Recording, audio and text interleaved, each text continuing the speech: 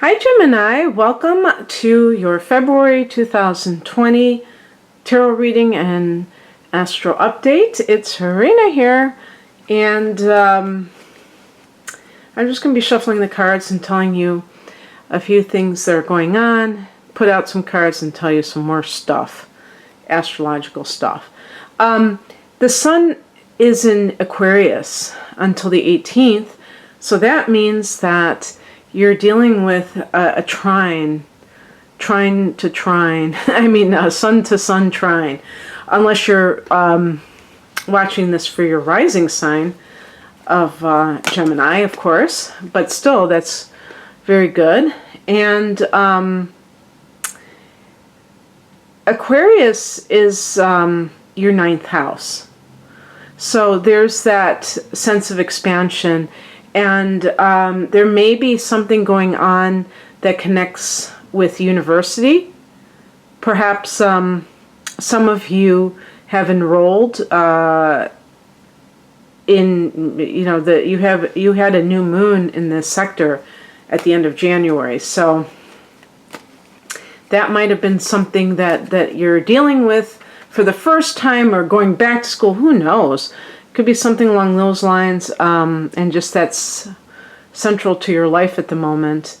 Just anything that's connected to religion and foreign travel. That could be another big thing. Mercury is also in this sector and goes into Pisces on the 3rd. So we're talking about career stuff heating up. And we're going to see more of that as the month progresses and going in to March. So this is actually going to be the sector where there is a Mercury retrograde. So expect, if you're looking for a job, and even if you get hired, or you're waiting to find out if you've gotten hired, be prepared to wait extra time, and then who knows, maybe in March they will call you back. Usually I would talk about this with the 6th house, and certainly the 6th house may be more of the nuts and bolts of employment. The 10th house, you may be rethinking your career choice. So this is, it's interesting that we have the 9th house happening here. Maybe you're going back to school to study something else because you don't like what you got your degree in. Who knows? Something along those lines.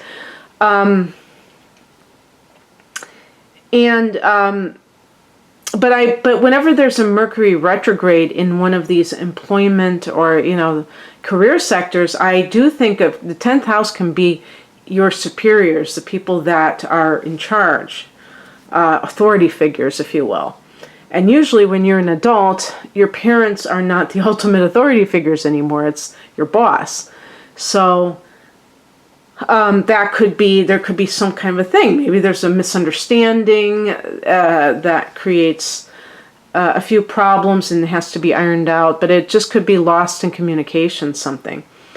Venus goes into Aries on the 7th, and that will be for Gemini, the 11th house of hopes and wishes. So Venus in the first week is in the 10th house. That's good, because that means that you're currying favor, or actually don't have, I don't know, does curry mean you're trying to get it or you are getting it? You're viewed favorably by higher ups. And so that could even lead to like a raise, or maybe an offer of a raise, because something is being rethought, and you might be saying, yeah, they're offering me money, or they just gave me a raise, but I'm not sure I like what I'm doing. I don't like who I've become. The 10th house is that kind of thing, and you may feel like it's not worth it. So that's something that you're kind of figuring out for yourself. And by the way, talking about something being worth it, I think it's May, that there's a Venus retrograde in your sign. So you're going to be thinking about issues concerning your own basic sense of self and your self-worth with Venus in your sign. And I'm talking about like the Venus retrograde. So this may be related to that in some way. You may be like really thinking, hey, what is the nature of where I want to go in life? Is it to be successful, or what is success? That philosophical kind of a bent. So then Venus goes into the 11th house, and this is the house of friendship. This can simply mean that you're just socializing more, but it can mean, again, Venus can connect with money for something that has been a long time goal, that somehow you manifest this money for that. On the 9th of the month, we have a full moon at 20 degrees of Leo. And this again, 3 out of the 4 of these first transits I'm mentioning are in angles that are favorable to Gemini. So this is going to be in your 3rd house, a full moon. You ruled the 3rd house, so this is an area that you are directly connected to. Now, full moon in the 3rd house can be some sort of ending that is connected to, or the prelude to like, if you're going to leave, if you're going to move, saying goodbye to your neighborhood, saying goodbye to your neighbors, the local businesses, because the 3rd house can be your local area. Perhaps there is something where you're moving overseas, or and you're getting your ducks lined up in a row with the 9th house transits, with the Aquarius transits. So I'm gonna just hold off there and start putting out the cards, seeing what they say.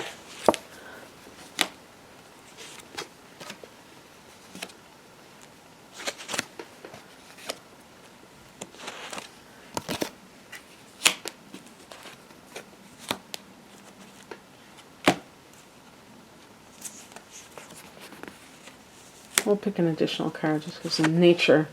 Okay, well, this one certainly goes along with some of what I've been talking about. Okay. So the heart of the matter is the 4 of Pentacles. And just in general, this can be holding on to your money for dear life. Not because it's non-existent, but simply because you may have a lot to work with, actually. The number 4 is a number of foundation. We're actually in a 4 universal year, so this is a foundational year to get everything happening, solidified.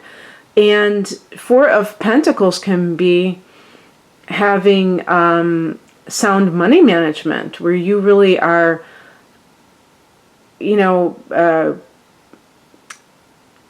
spending your money wisely, not out of fear-based thinking, but just because either you have a certain goal in mind, or you are getting more savvy in this area because you previously were not. But this can indicate having financial security. So it's not something bad at all. And if this is relationship related, you may be like in some kind of a situation where you are dealing with somebody who may not be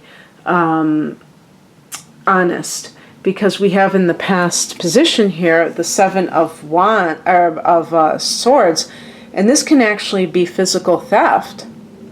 So you may have seen signs of this and have taken control now, full control. But this person, and it doesn't have to be a spouse or a committed partnership. It could be like, unfortunately, sadly, it could be an adult child with a drug problem. I just did a reading for another sign, and I was thinking of the same thing, or some other relative that's staying with you or comes and visits.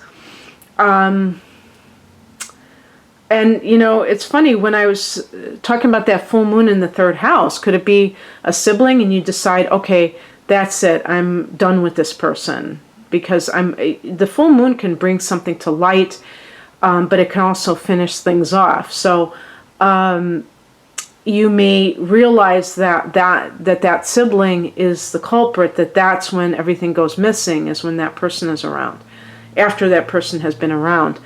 Or a neighbor, somebody like that. That could be the third house. But if this is like a job situation, you may be like, coming into some kind of a job, or, like recently had a new job where you're making big bucks, or a lot better than before. And the astrology kind of goes along with that. But with the Seven of Swords may have been that you kind of had to be discreet about leaving that situation, because unless you're doing this on the side, like being a consultant or something like that, and you just don't want, it's like there's something that is being kept maybe from your former employer, so that you could get, operate in whatever field you're in without having any kind of problems. The higher message is the Ten of Cups. If you have cut ties with a person who you suspect of cheating on you, or stealing your resources, and it doesn't have to be like they just cleaned out your bank account. It could be that they were using you and that they weren't contributing to the household, for instance. Your family is going to feel a sense of relief. If you have children, for instance, they may have not liked this person anyway, and they may be rejoicing now that you're done with him or her. There's just something that there's some kind of like sense of joy that is generated by getting away from a negative situation. So yeah, I should say something. The Seven of Swords might be you, and like I said, you might have had to kind of like slip away from a job that was not what you wanted, but you knew the nature of your boss, your former boss, and you knew that they would be vindictive. So you had to kind of be sneaky about it in some way, and that sort of thing.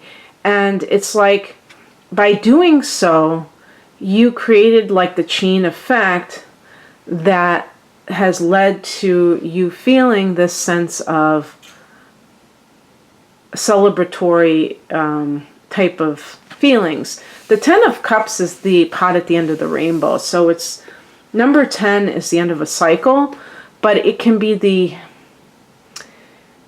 highest point, With cups, it's that feeling of all's well that ends well in this situation. Even though you may have gone through something with someone else that you had to kind of like, it's, to me, with the Four of Pentacles, it's really about taking care of yourself and protecting yourself, whether it's financially, emotionally, or all of the above. What crosses you is the Two of Wands, and this is what, like I said, there is some suggestion here, and even in March, I would say too, astrologically, that you may be moving, or there may be an offer to move, or like, how would I put it? If you're working overseas and they offer, or you get a job offer overseas, and they're going to include housing with that, or something along those lines. You may be kind of unsure of, which way to go with that. And I will say that this particular reading, for how much you want to actually put any importance on, suggests that you will be moving on. because I'll get to that in a minute, but the Three of Wands is how I ended the reading, and it's kind of that expansion, which the Two of Wands can be as well. Anytime you see wands, you're talking about fire energy, and that can symbolize expansion, and it can be expansion of territory in some cases. There may be someone who, if there's been someone who you want to be with, if the Ten of Cups is someone new in your life, somebody that you are hoping that you're going to marry, what might be holding you up is maybe they haven't decided whether or not they want to commit. You may get along really well and everything like that, but this person just won't commit, and you might find it maddening. Like, why won't they commit? And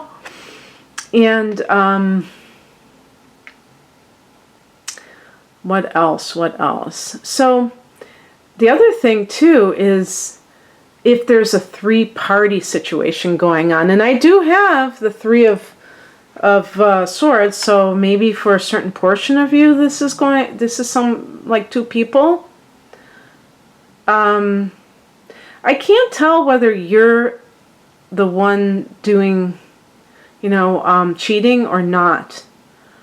I can't tell, because the Four of Pentacles, wait a minute, who am I talking about? I'm talking about Gemini, right?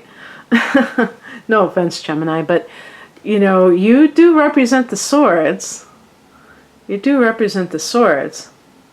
Yeah, I mean, we have that, and we do have, let me just talk about this. What's coming in is the Moon card. Sometimes this can be a timing card, like the full moon. That's when everything kind of resolves itself. So if you're thinking about moving, the Virgo full moon will fall in your home sector. So that could be an ending of a home that you're living in. So that could kind of push it in the direction of you actually relocating, because with the Two of Wands, you may be kind of torn whether or not you really want to leave, but you put your house on the market anyway as kind of an afterthought, and it sells. And you really didn't think it would, and it does. So then it's kind of like the universe is affirming that, yes, it is time to leave, something like that. But if we look at this top row here, it doesn't, yes, of course, the Seven of Swords to me looks like somebody is cheating. But I can't say you're cheating. The Four of Pentacles, if this is somebody new that you've met, that's an earth sign, especially for some reason Virgo's really coming into my mind.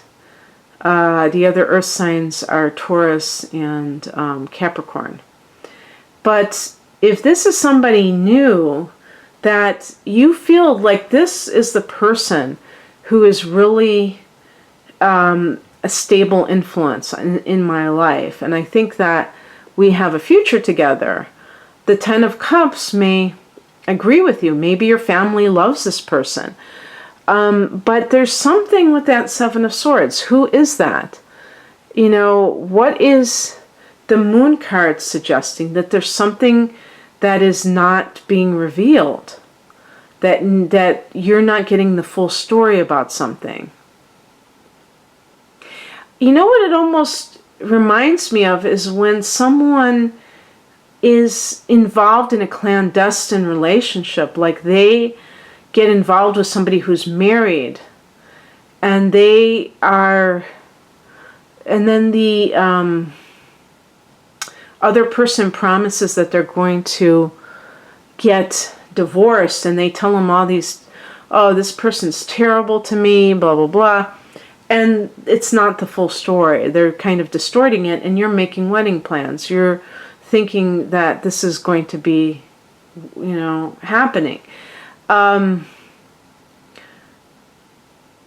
the Ten of Cups in that position is a spiritual message, though. So it's not necessarily literally stating what the prediction is. It could be saying, what is marriage? What does that mean to you? And when I say marriage, I don't necessarily mean legal marriage. I'm talking about two people committing to one another for the long haul, not for just, kind of fun and games, but they want to be together forever. And so maybe it's like saying, do you have a clear enough definition in your mind of what constitutes a marriage? The Four of Pentacles is about somebody who is looking for stability. And so the construct of marriage is supposed to be for that, is that it creates stability. If people want to have children, or if they already have children, it gives the children more a sense of constancy, that it's not chaotic. So the Moon card could be saying, are you confused about this? Because the Moon can indicate delusion, or lying to oneself about what's really going on. Not even really knowing that they're lying to themselves.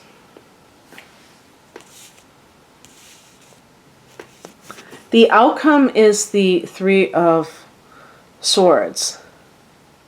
So this is a card of feeling unloved, feeling like everything is, feeling rejected in a situation. Now, this does not mean that this is what's going to happen to you. This is all, to me, talking about the past and the present and the future, that's all window dressing.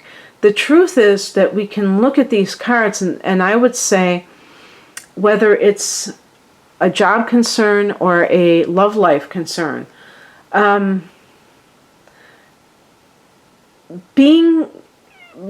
wanting stability in life has so much value. For a Gemini person, this is something that you may struggle with. You may be very capricious, do things on a whim, very changeable. The Four, as I said, is structure, but Pentacles relate to Earth. Earth is stable, is stability, just like the number 4. Earth is grounded. Gemini may be ungrounded. So it sounds to me like you either are starting to implement practical grounding techniques in your life. You may not describe them as grounding techniques, but you may be maybe going to sleep at the same time each night, eating foods that have nutritional value, whatever it is, saving your money, not just blowing it, and having a budget. Who knows?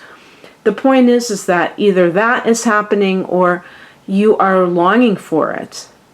You are longing to feel that sense of security, and possibly with a partner, possibly with the type of job that you have. But it's like with the Two of Wands, there may be like thinking to yourself, I want stability, but I like excitement. The wands are fire, that's excitement, maybe physical attraction. If you're talking about two different people, you may be torn between somebody who is very unpredictable, but it excites you, and somebody who's very stable, but boring to you. And sometimes it's just a matter of you valuing different things. The point is that feeling rejected comes when we are lying to ourselves too, because we're not really on the right track to begin with. So we can't expect good results. It's like if you're getting involved with somebody who doesn't respect you, you can't, be that shocked when the person cheats on you, because they've already shown that they don't respect you. So what's new about this? So it's really about choosing to honor yourself. And the three of, what the, is that a train? I never know if it's a train, a plane, or an automobile. Jeez, sounds like a... the Three of Wands, you notice how the last two cards I got were threes? The number 3 is a number of creativity and freedom, or in joy. But, so, it's like, there's a point to be made, with the Four of Pentacles. Maybe for some people you're excessively, in search of security. Maybe you have an inner planet in Cancer. And that's something that you can't help, or, moon sign in Cancer, or Taurus, or something like that. And you feel like you have to have financial security in order to feel just like all's right with the world. And that can be problematic because Gemini is such an entertaining type of an individual. You tend to be very clever, Even people who don't have much of an education tend to come across as naturally intelligent, naturally inquisitive, just amusing, which is fun, which is great, It's not, sometimes people are very intelligent, but they're boring as heck, And it's like you can be, I think a Gemini can rival a Leo as being the life of the party. And maybe even outshine Leos from time to time. But the thing is that you just have this ability to be a chameleon and change not only your the way that you project yourself to others, but also what you want out of life. And that can be kind of indecisive at the end of the day. And so that's what perhaps you need to do, is you need to become more grounded so that you can have a game plan. Whether you're looking for a long-term relationship or you're looking for a long-term job.